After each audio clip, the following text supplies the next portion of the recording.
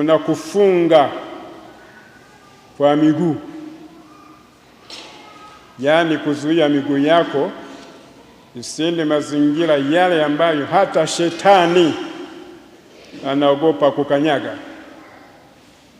Huyu ndio anaona unazunguka zunguka.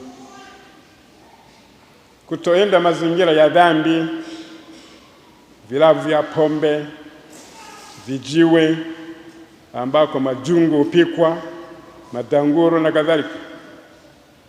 Miguu yako iwe miepesi kwenda kanisani kusali, iwe miepesi kwenda jumuiani kutumika na wanajumuiya kusali na kupanga mipango ya maendeleo ya kiroho na kimwili.